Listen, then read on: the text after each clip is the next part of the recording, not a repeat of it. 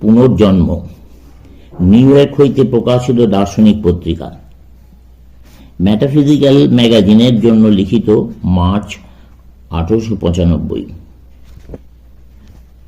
অতীতে তোমার ও আমার বহু জন্ম হইয়া গিয়াছে। হে শত্রুনাশকারী অর্জুন, আমি সে সবই অবগত আছি, কিন্তু তুমি অবগত নও। গীতা। সকল দেশে এবং সকল কালে যে সকল কূট সমস্যা মানুষের বুদ্ধিকে বিমূঢ় করিয়াছে, তার মধ্যে সর্বাপেক্ষা জটিল মানুষ নিজে। যে অগণিত রহস্য ইতিহাসের আদি যুগ হইতে মানুষের শক্তিকে সমাধানের জন্য আহ্বান জানাইয়া ওই কার্যে ব্রতী করিয়াছে, তার মধ্যে গভীরতম রহস্য হইল মানুষের নিজ স্বরূপ। ইহা একদিকে যেমন সমাধানের অসাধ্য একটি প্রহেলিকা, অপরদিকে তেমনি সকল সমস্যার অন্তর্নিহিত মূল সমস্যাও। মানুষের এই স্বরূপটি আমাদের সর্বপ্রকার জ্ঞান, সর্বপ্রকার অনুভূতি ও সর্বপ্রকার কার্যকলাপের মূল উৎস ও শেষ আধার।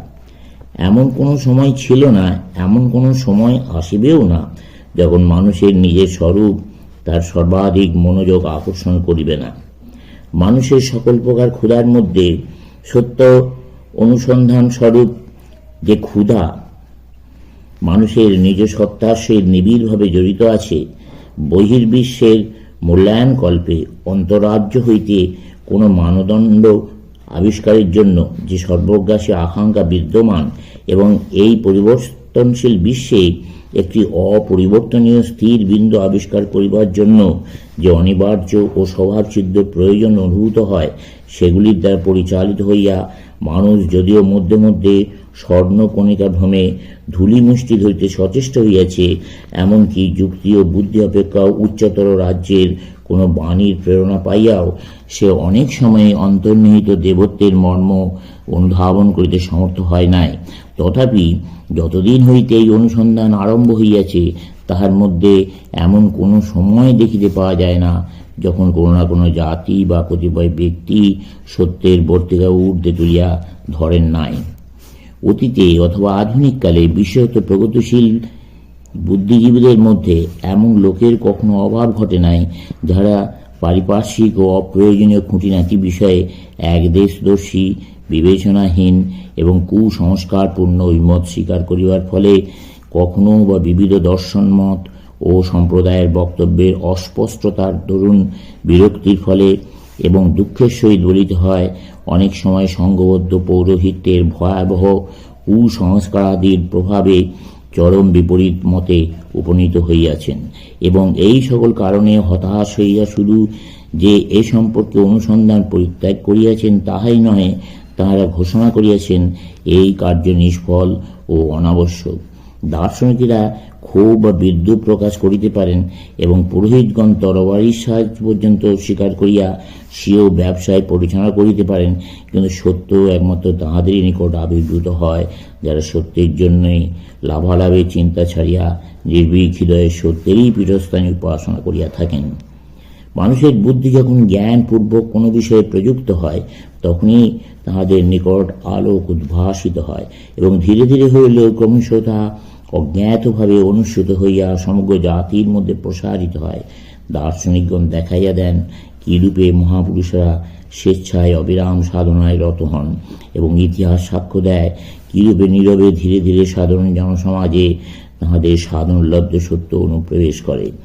মানুষ তার স্বরূপ সম্বন্ধে যতগুলি মত আজ পর্যন্ত স্বীকার করিয়াছে, তন্মধ্যে এই মতটি সর্বাধিক প্রসার লাভ করিয়াছে যে আত্মা নামক একটি সত্য বস্তু আছে এবং উহা দেহ হইতে ভিন্ন ও অমর। যাহারা এইরূপ আত্মার অস্তিত্বে আস্থাবান, তাহাদের মধ্যে আবার চিন্তাশীল অধিকাংশ ব্যক্তি বিশ্বাস করেন যে আত্মা এই জন্মের পূর্ব হইতেই বিদ্যমান।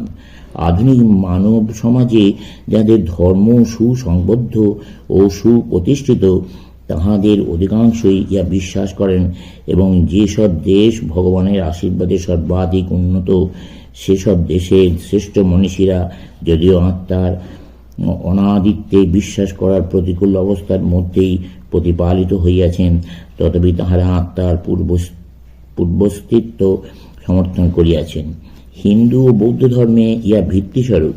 প্রাচীন মিশরীয়গণের মধ্যে শিক্ষিত শ্রেণী হইতে বিশ্বাস করিতেন। প্রাচীন পারসিকগণ এই সত্যে উপনীত হইয়াছিলেন। গ্রিক দার্শনিক এই ধারণাকে তাদের দর্শন চিন্তার ভিত্তিপ্রস্তর রূপে গ্রহণ করিয়াছিলেন।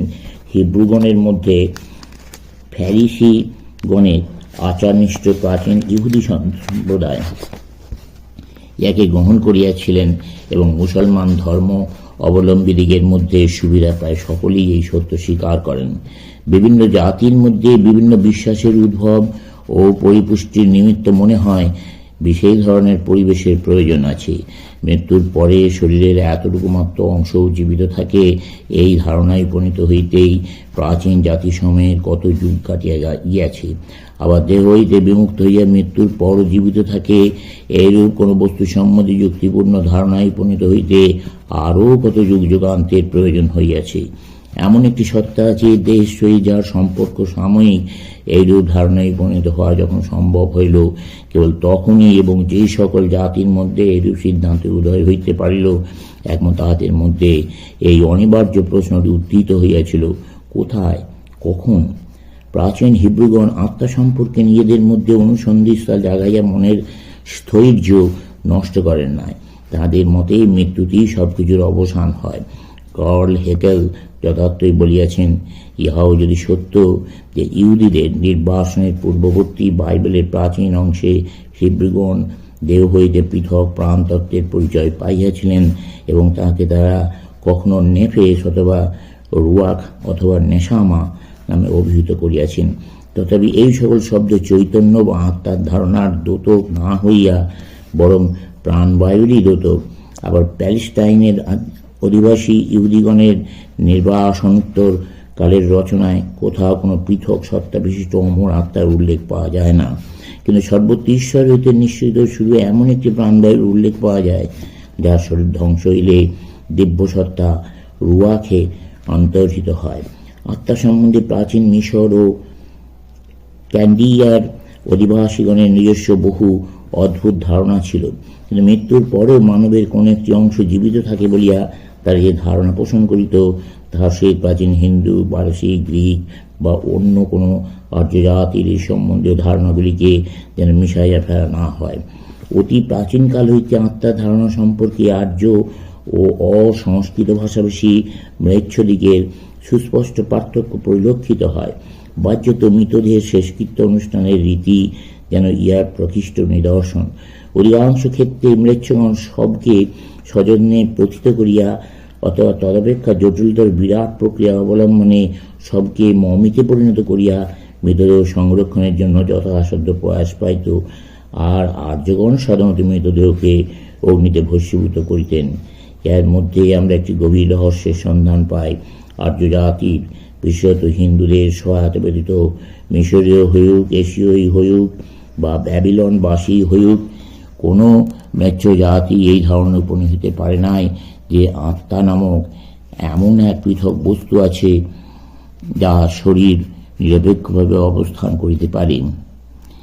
যদিও হেরোডোটাস বলেন মিশরীয়গণই সর্বাগ্যে আত্মার অমরত্বের ধারণা করিতে পারিয়াছিল, এবং তিনি মিশরীয়গণের মতবাদ প্রসঙ্গে এইরূপ বলেন, আত্মা দেহ নাশের পরেও বারংবার এক একটি জীব দেহে প্রবেশ করে এবং তাহার ফলে ওই জীব বাঁচিয়া ওঠে। অতঃপর জলচর, স্থলচর, খেচর যত প্রাণী আছে সকলের মধ্যে দিয়া সে গতায়াত করে এবং 3 সহস্র বৎসর কালে এইরূপে অতিবাহিত হইলে পুনর্বার মানব দেহে ফিরিয়া আসে।